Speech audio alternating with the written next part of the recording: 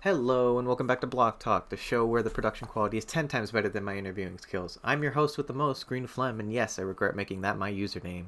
Our next guest is someone you're all familiar with, I'm sure. His amazing Minecraft mods are probably the least interesting thing on his resume. The man has a PhD, for Christ's sake. He has more mods to his name than Greg Tech has recipes. Please welcome to the set for the first time, King Lemming.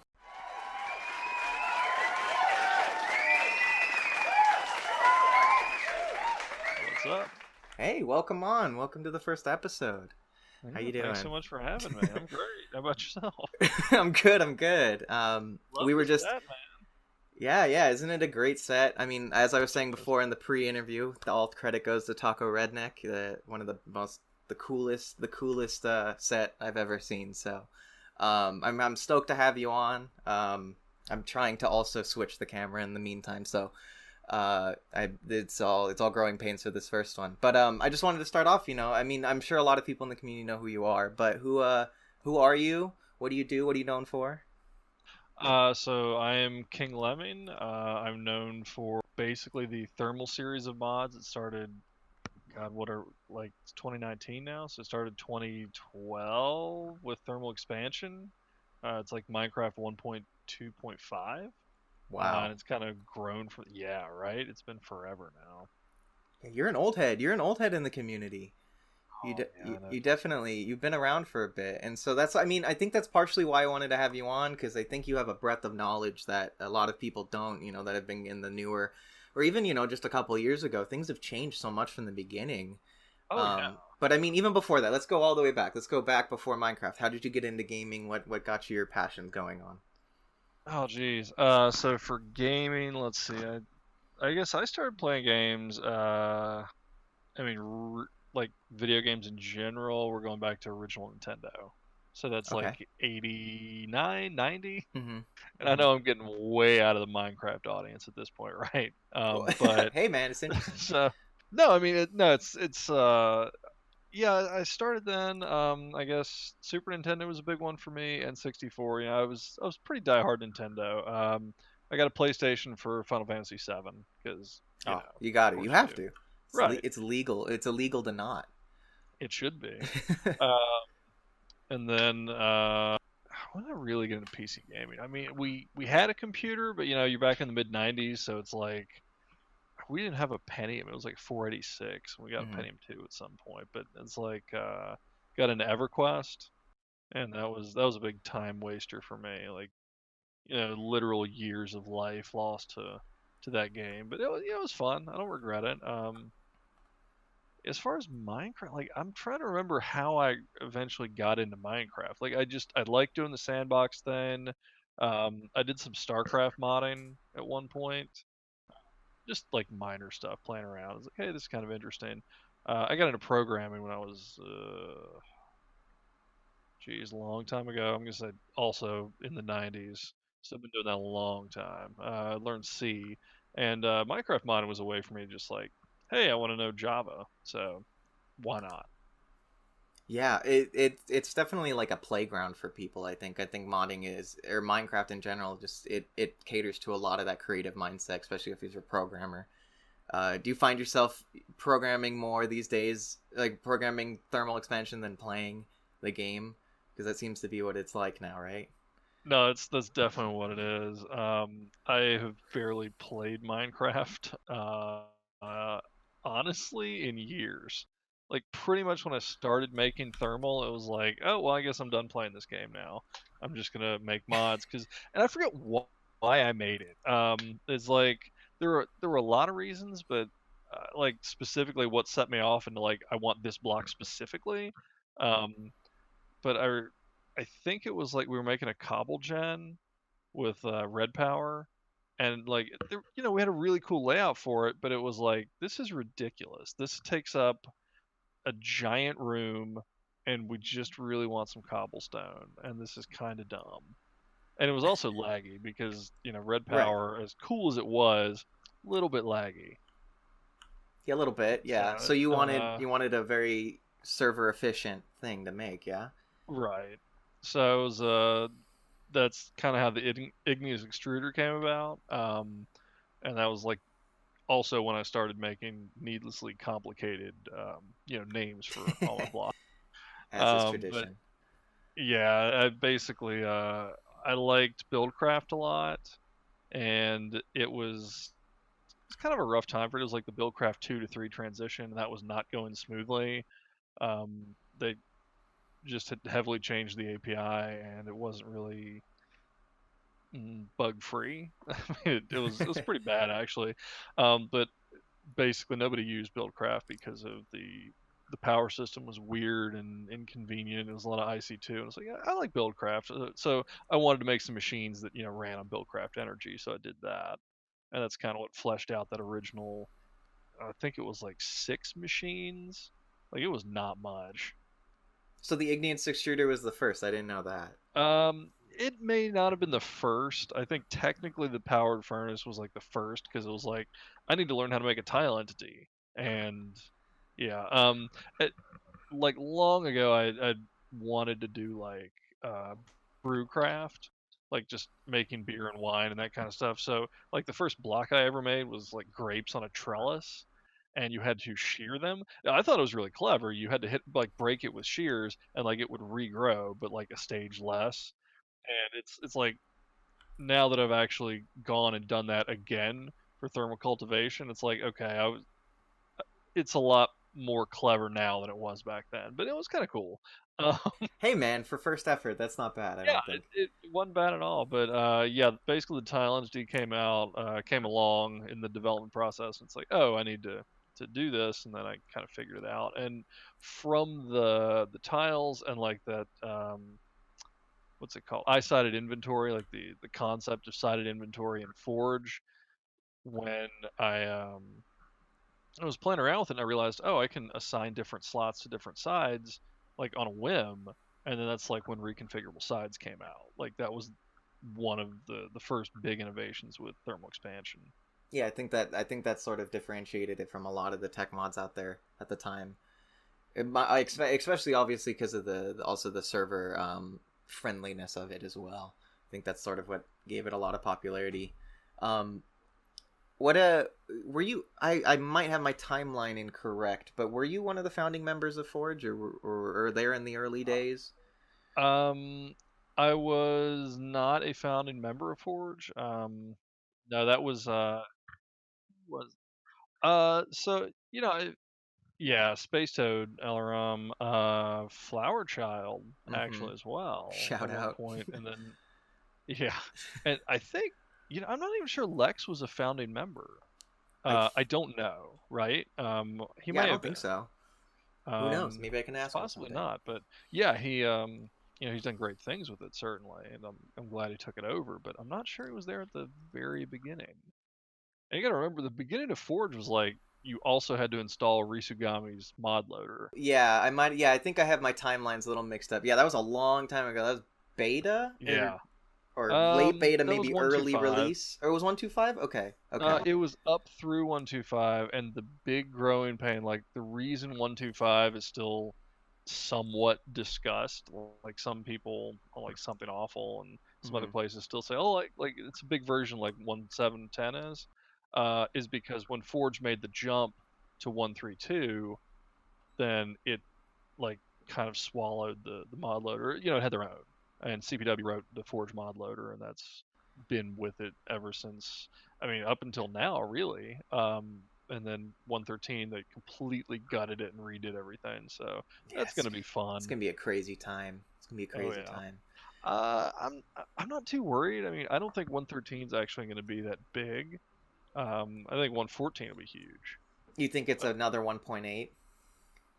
yeah, Okay, more of a 111, I'd say, in that it's just because the timing of it and the relative lack of content and substantive changes, people will port to it, but only on their way up to 114. got it. It's just a Like, stepping stone.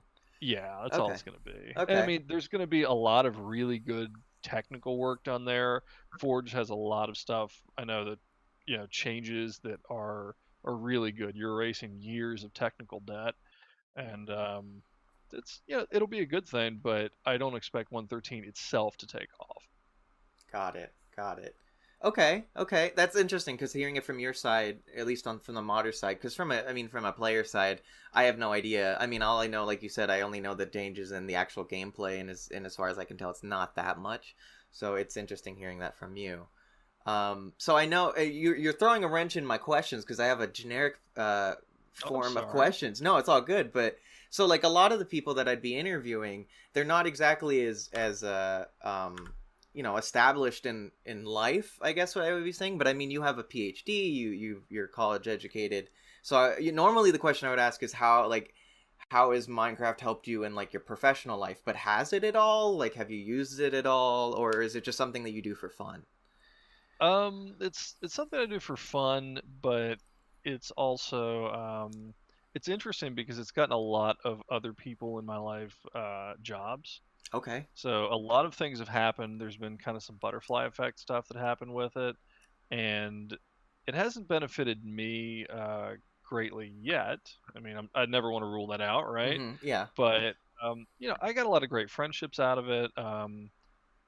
My original artist, Cynical, Right. and he's still my artist technically, but he's really busy these days, so less so.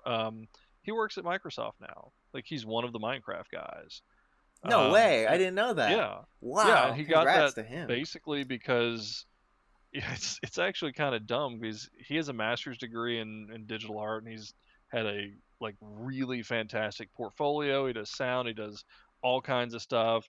And then they saw the pixel art for Minecraft. It's like, hey, you're hired. Like he couldn't get a job for a long time, and then they're like, oh, you made some really good looking like 250 pixel things. Yeah, we'll bring it.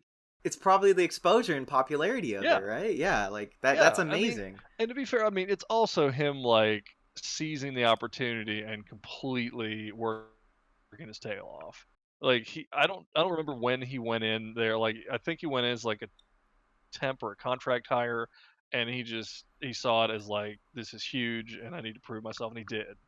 Wow. So yeah, I mean, obviously, Zeldo, I met him through a mutual acquaintance of ours, Malinex, on IRC, and he basically said, "Hey, I know this guy, and he made teleport pipes, and he wants to work with you, and you two should talk."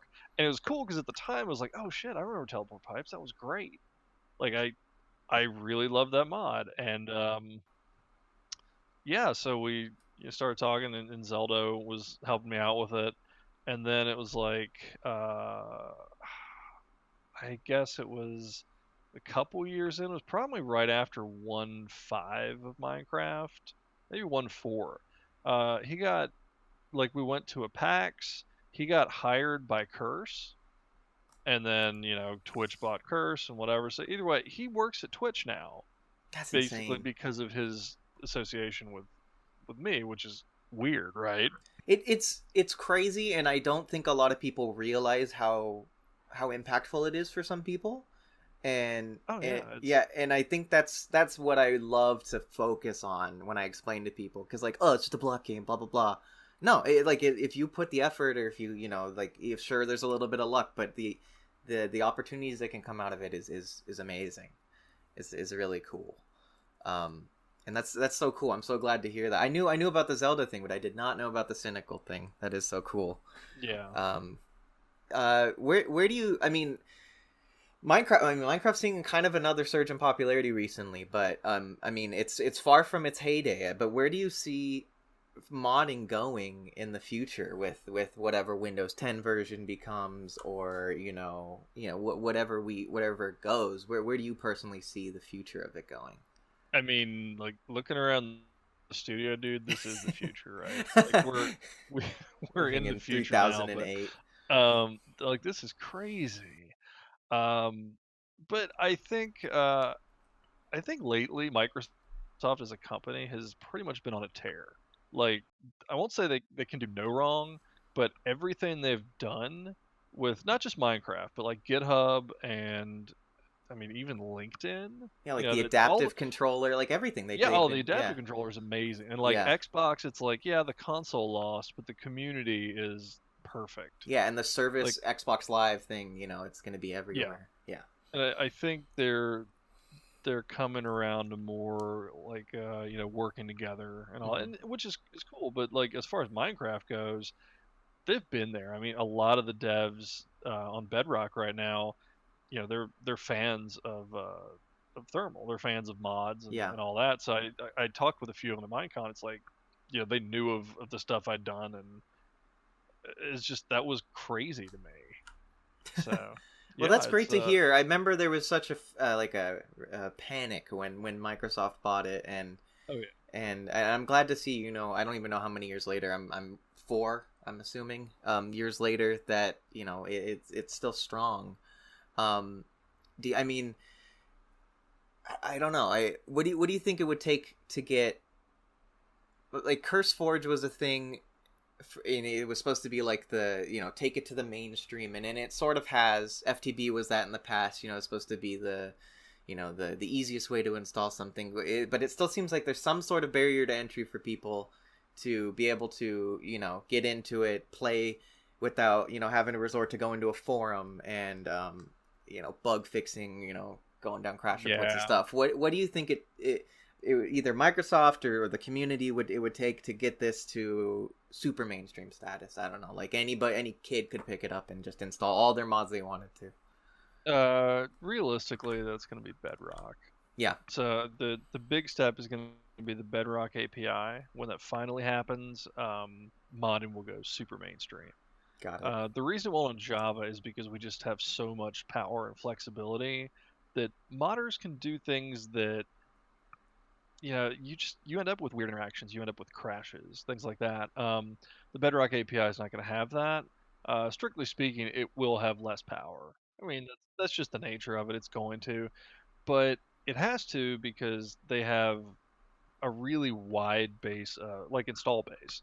So it's not just like, Win 10 or mobile or whatever. It's got to run the Switch, and that Yeah, means that's a great whatever point. you install has to obey like Nintendo's rules and iOS's rules and whatever else. So I don't know technically what that entails, but I know it's not here have a jar file because Right.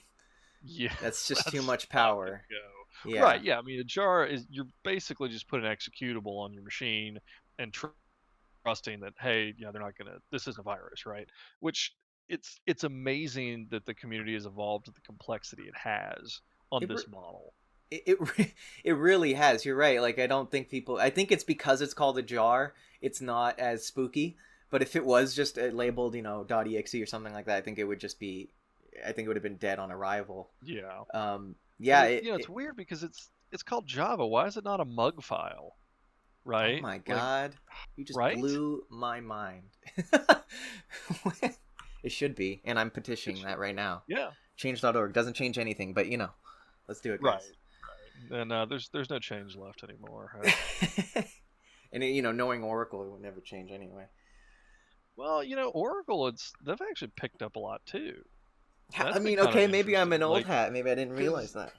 well, I mean, when you think about it, like, what version of Java did Minecraft release for? Was it 5? Yeah, that would is at least the first one. Yeah. Yeah, and we're on Java 11 now. Mm-hmm. You got to figure Java started. I want to say we're going back to 99 ish, It's one 2000, of the right? oldest, one of the older ones. So, yeah, I mean, for a long time, Java had a really bad reputation, Mm-hmm. and that was earned on some level, but as far as the language goes, it's really matured. So I'll give them props too. That's fair, and we code in Java 8 now. I think that's at least required by Forge. I don't know if Minecraft is on J8 yet officially, but I think they do because they package their own version now, right? yeah. Yeah. And it's pretty slick. Like I'm happy on 8 compared to all the other versions that I've had in the past. Mm-hmm. Yeah, I remember when that transition was happening, people weren't too happy, but it seemed like it was for the better. Oh, it Um, definitely was. Yeah. what do you? I mean, sorry, we've been talking so much about the community and everything like that, but I do want to actually talk about the thermal series and where do you actually see it going in the future? I've seen. I mean, I follow your stuff, and you always talk about you have grand plans for the series. It always seems like, and it seems like that now is the time that you're working pretty hard on getting that image and that vision to happen. What do you see in the future? Yeah, and it's it's a problem because I do have all these plans for it, and like every iteration, it's like I always just kind of fail to execute a little bit, and I compromise with it. So like 1.7, I was burned out pretty hard. I thought that was a good iteration, and then covers and Brandon brought me back in um, for like 110 through 112, and I with every iteration of it, I kind of want to throw out what I feel didn't work. Like I have concepts of what I want the player to be able to do, but as far as the actual gameplay, that's a little bit more malleable. So things like augments and the different tiers of machine or cell or whatever upgrade kits, that's an experiment I think right now, and it's sort of worked. I don't know. Ultimately, really, what I want to do is get it so that you can have a world and it's just thermal stuff, and you don't feel like you're missing like any substantial amount of content. Obviously, I still want to play well with all the other mods, and that's fine. I mean, a lot of the Forge energy system is really just RF repackaged. The fluid system, I mean, I wrote that actually in 1.6, and it's been I won't say mangled. It's been maintained, but it's it it didn't have the best base, and I've been sort of an absent parent on that one. So it's the quirks in the Forge fluid system. You can blame those on me. That's fair. See, I think that's why I thought you were part of Forge in the early years, is because I remember the fluid system. But yeah, I didn't realize that was so long. I mean, there was only 1.6. That, in the grand scheme of things, that was relatively recently. Well, I That's actually, mean, no, that might have been 3 4 years ago at this point. Oh right? my No, god. that's the 1.6 is you're going back to 5 years now. Oh my It's god. less What is wrong? recent, right?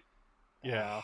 jeez. So, and that's the thing. We actually ported it from Buildcraft, because what was happening was kind of the same thing that was happening with energy systems, was that Buildcraft had their own.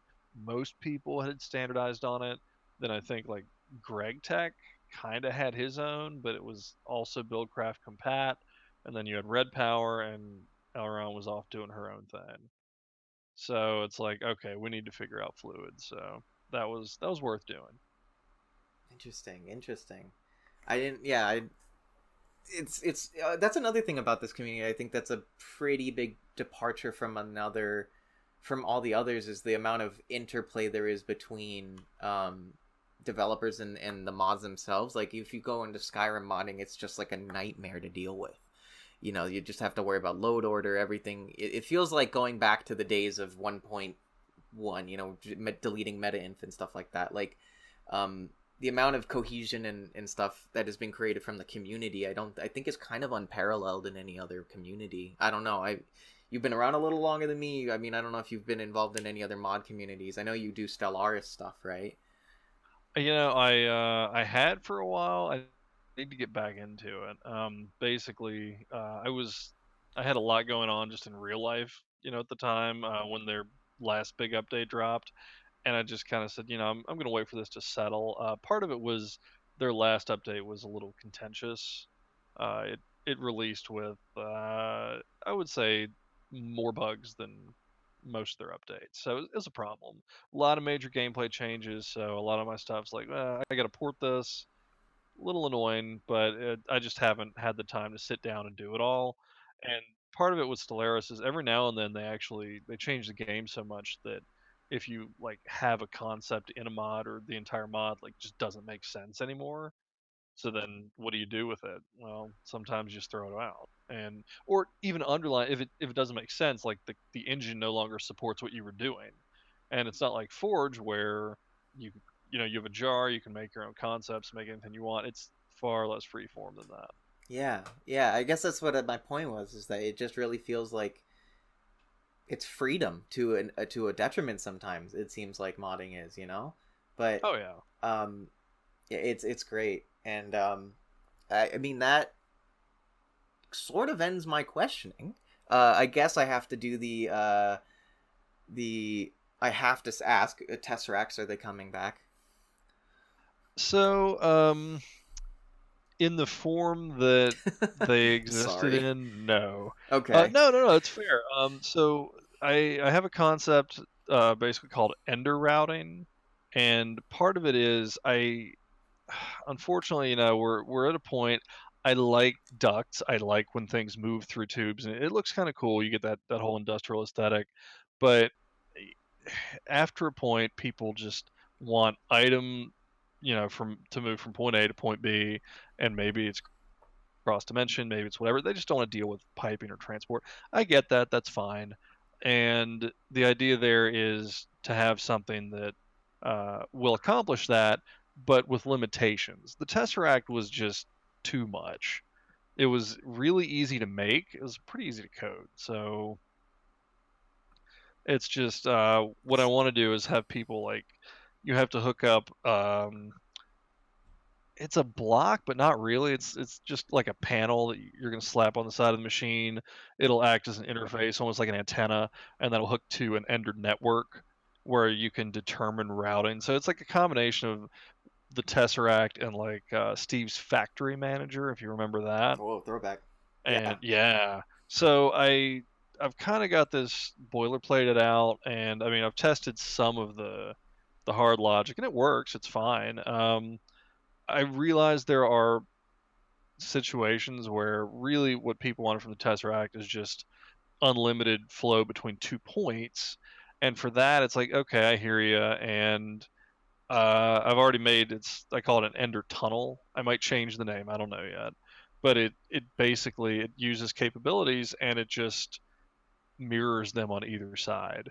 So when you like look at this block, what it does, it looks at its companion block and whatever its block sees on the other side. So it does work, but it's one of these things. It's like if I don't make it a hard chunk loader, then That's it's issues right not there. consistent. Yeah, and I don't, chunk loading as a mechanic, I don't like, or rather, I don't like it as explicit. Like the player shouldn't have to be aware of it as a thing, It but shouldn't be unfortunately, called a chunk loader, you're saying? Like it shouldn't be. I mean, in modded, right? It's like people know so much about the game and the underlying engine that you have this knowledge, but for just making something and having it work, you shouldn't need it.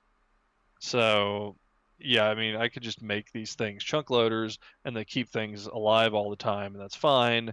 But then eventually you get a community large enough, it's like, hey, why is server performance down? Well, because you have chunks loaded, because that's just it. You're fighting this the underlying engine basically. Right. That makes sense. Well, I'm Yeah. I'm I'm so glad to hear that there will be back in some way. Oh yeah. I mean, you always have an interesting spin on things. I don't expect it to be always like, just here's a block, Tesseract, boom, it's gonna be back. I think you've evolved past that, and I think you realize that too. Yeah, that it's not just gonna be a Yeah, Tesseract I mean, anymore. I think people will be happy with the well, I don't know. Nobody's ever We'll see. happy. Let's be honest. No, right. Nobody's happy, but I think when I do get the next thermal out, and I'm currently rewriting it all. I'm doing it under 112, but like with an eye to the future. So the idea on that is I'm getting rid of all the metadata. So if you install this on 112, it's going to eat a lot of block IDs.